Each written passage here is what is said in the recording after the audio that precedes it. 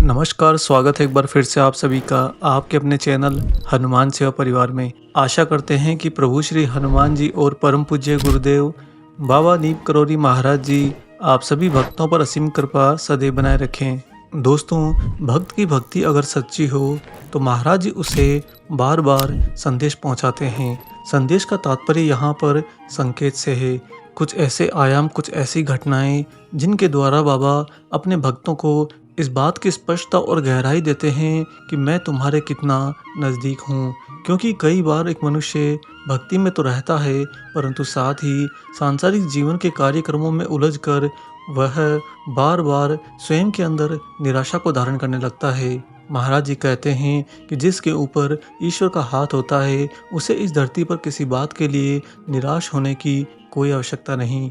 इसीलिए महाराज जी अपने भक्त को समय समय पर यदा कदा उसके पास में आकर उसे हर भाव से सांकेतिक भाषा में संदेश के माध्यम से यह जताकर कि मैं बिल्कुल तेरे नज़दीक हूँ, उसे उस निराशा के भाव से बाहर निकाल लेते हैं। क्या आप जानते हैं कि ईश्वर ने ये अमूल्य जीवन आपको निराश होने के लिए कदापि नहीं दिया है, अपितु यह जो जीवन है इसके बिल्कुल ठीक केंद्र में स्वयं ईश्वर होने के कारण यह जीवन आनंद का ही पर्याय होता है। जब आनंद आपके चित्त से जाकर मिलन कर लेता है तब उसे चितानंद कहते हैं, और चितानंद के स्वामी सर्व चितानंद स्वयं ईश्वर होते हैं। अब आप समझ पाए कि जो जीवन आप लेकर यहाँ पर घूम रहे हैं, यहाँ पर व्यतीत कर रहे हैं, वह जीवन का सार यानी कि उसका केंद्र एकमात्र और एकमात्र आनंद भाव है।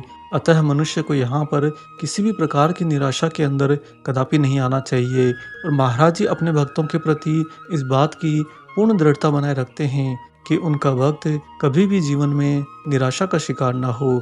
दोस्तों, आज हम आपको एक बहुत ही ठोस बात अपने व्यक्तिगत अनुभव से बताते हैं कि या तो आप महाराज जी की भक्ति ना करिए, और अगर करते हैं तो पूर्ण समर्पित और उन्हीं के ऊपर आश्रित होकर उन्हीं के होकर रह जाइए। फिर आप पाएंगे कि आपका ये पूरा का पूरा जीवन ना सिर्फ अनेक तरह की परेशानियों, दुखों और निराशाओं से बच जाता है, इसके साथ में आपको अतिरिक्त कृपा के तौर पर बाबा की ओर से चेतना की वृद्धि मिलेगी, और उसी चेतना की वृद्धि के कारण आपकी चेतना को गति प्राप्त होती है। और जिसकी भी चेतना को गति मिल जाती है वह मनुष्य यहाँ के संसार के दुखों, निराशाओं से बाहर निकलकर उन्हें मात्र क्षणिक घटनाओं के तौर पर देखना शुरू कर देता है। चूंकि यह जीवन केंद्र में सिर्फ आनंद को धारण किए रहता है, इसीलिए सत्य तो यह है कि कोई भी कष्ट, कोई भी दुख या कोई भी निराशा हम मनुष्य के ऊपर कोई प्रभाव नहीं करती, परंतु हम यहाँ पर स्वयं का स्वयं ही शिकार कर लेते हैं। इस कारण से पीड़ा भी हमें ही भोगनी पड़ती है। तत्पश्चात जो भी मनुष्य चेतना की वृद्धि को नहीं प्राप्त करते हैं वे तो भय का शिकार हो जाते हैं। इस कारण से वे भाग भाग कर अपने गुरु, अपने ईश्वर के पास में, महाराज जी हनुमान जी के पास में पहुंच जाते हैं, और उनके ऐसा करने पर बाबा का संरक्षण तो उन्हें प्राप्त हो जाता है। परंतु चेतना का क्या? जब तक चेतना की वृद्धि, उसकी गति नहीं होगी तब तक आप वास्तव में इस जीवन के आनंद को नहीं पहचान पाएंगे, और नहीं पहचान पाने के कारण ही वास्तविकता के अंदर एक मनुष्य ईश्वर से विमुख रह जाता है।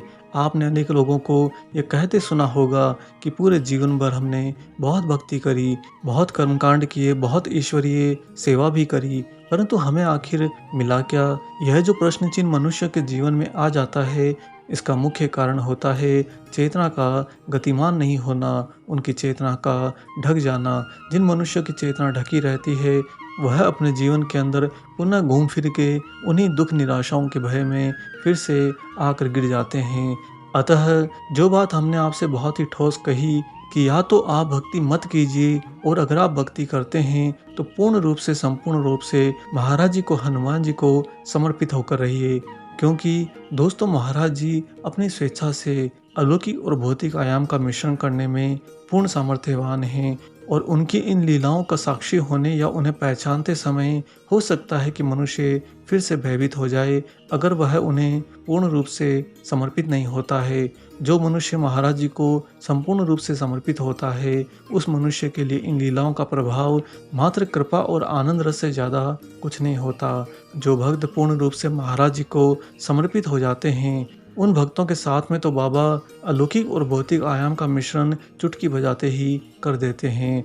दोस्तों, वास्तव में यथार्थ यानी कि पूर्ण सत्य यही है कि जिस दुनिया में, जिस जीवन में आप जी रहे हैं, यह आपका सबसे बड़ा भ्रम है। इस भ्रम से बाहर निकालकर महाराज जी आपको यथार्थ यानी कि सत्य के नज़दीक ले जाने के लिए ही भक्ति करवाते हैं। बाबा के भक्त के ऊपर बाबा की ऐसी असीम कृपा होती है कि क्या भौतिक क्या अलौकिक, बाबा दोनों को पूर्ण रूप से मिला देते हैं। और जिन लोगों पर यहाँ पर भ्रम का भाव जाल की तरह उन्हें ढक लेता है, महाराज जी चुटकी बजाते ही उनके भ्रम को तोड़ने में समय जरा भी व्यर्थ नहीं करते।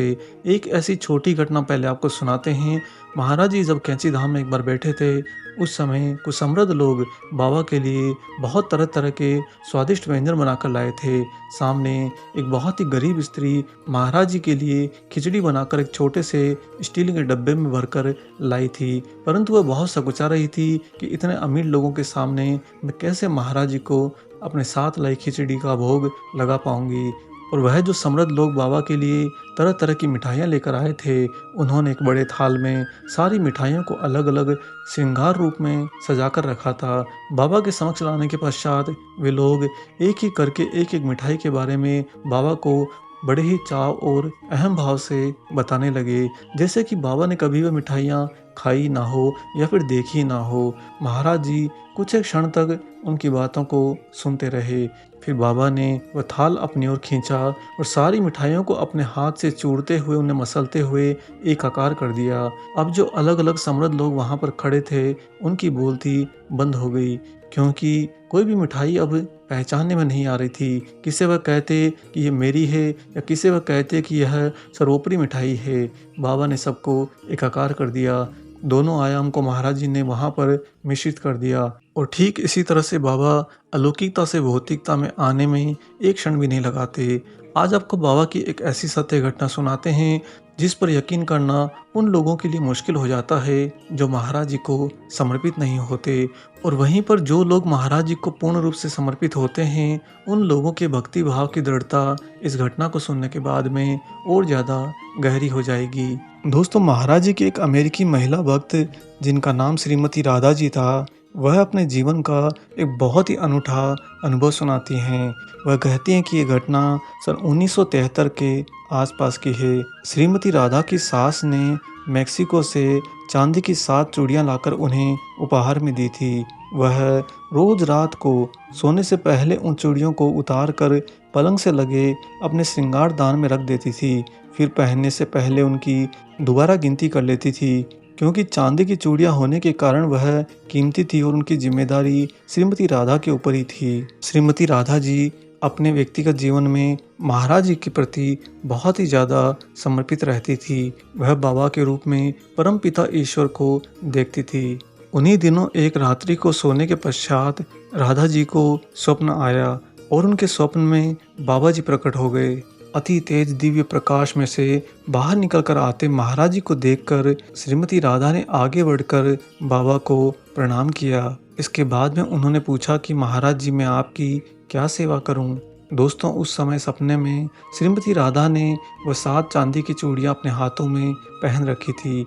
बाबा की दृष्टि उनके हाथ पर पड़ी तो बोले, अरे तूने तो बहुत सुंदर चूड़ियां पहनी है, इनमें से एक चूड़ी निकाल कर हमें दे दे। महाराज जी ने ऐसा कहते हुए उनके हाथ की उन चूड़ियों की ओर इशारा करते हुए बोले कि हम उन्हें लेना चाहते हैं। दोस्तों, श्रीमती राधा जी महाराज जी के प्रति चूंकि पूर्ण समर्पित रहती थी, अतः सपने में जब बाबा ने उनसे चूड़ी मांगी तो उन्होंने अपने हाथ से निकालकर सारी की सारी 7 चूड़ियाँ बाबा की ओर बढ़ा दी और कहा कि महाराज जी, आप सारी रख लीजिए।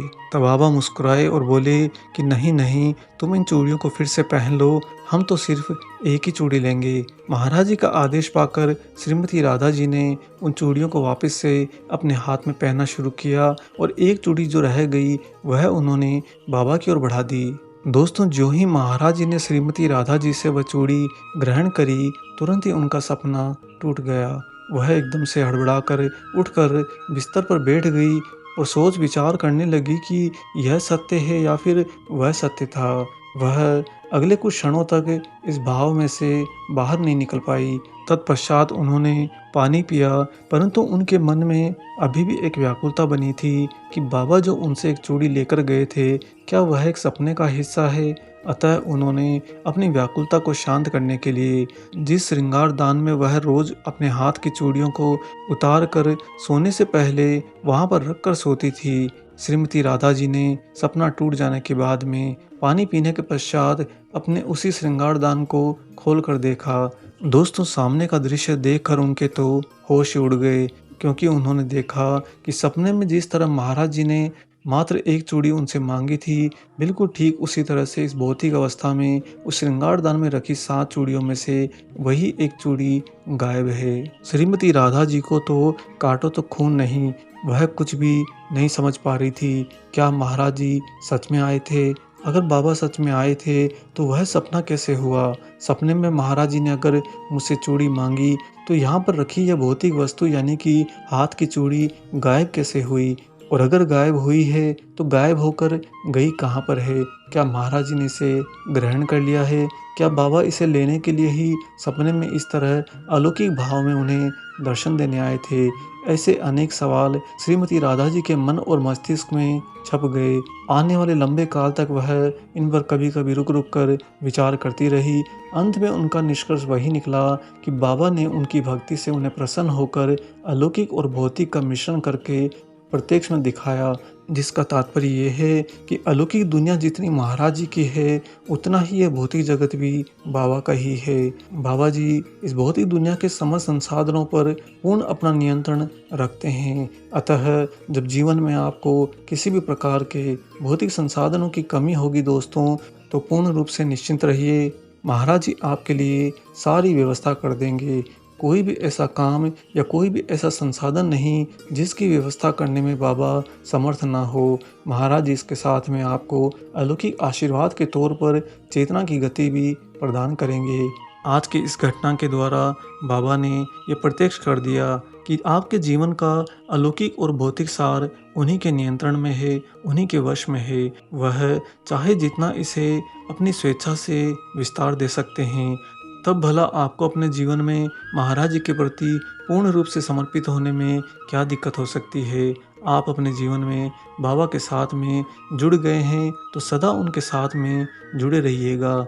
आपके जो दुख होते हैं वह तो वास्तव में आपका बाहरी आवरण होता है, आंतरिक आवरण पर इसका कोई प्रभाव नहीं होता। जिन कष्टों को, जिन निराशाओं को, दुखों को हम यहाँ पर संबोधित करते हैं, वे सब हमारे इसी दुनिया में हमारे ही भ्रम के पाले हुए होते हैं। बाबा कहते हैं कि जो भी ईश्वर पर पूर्ण रूप से केंद्रित हो जाता है, जो भी हनुमान का होकर रह जाता है, मैं उसे इन सारे भ्रमों से बाहर निकाल लेता हूँ, क्योंकि उसे भक्ति करने का एक सुअवसर देता हूँ। आप सभी प्रिय भक्तों को हनुमान जी महाराज जी वही शुद्ध भक्ति करने का अवसर प्रदान करें। इसी प्रार्थना के साथ में हम आशा करते हैं कि आज का ये विशेषांक आपको ज़रूर पसंद आया हो। वीडियो अगर अच्छा लगा है तो जाने से पहले इसे ज़रूर लाइक करें, और अगर चैनल पर आप नए हैं तो चैनल को भी सब्सक्राइब कर लें। मिलेंगे बहुत जल्दी ही एक और ऐसे ही अलौकिक वीडियो के साथ में। तब तक अपना और अपने माता पिता का संपूर्ण ख्याल रखिए, और परम प्रभु श्री राम जी का निरंतर गुणगान करते हुए बाबा हनुमान एवं बाबा नीप करोरी महाराज जी की निस्वार्थ होकर सेवा करते रहिए। जय सिया राम।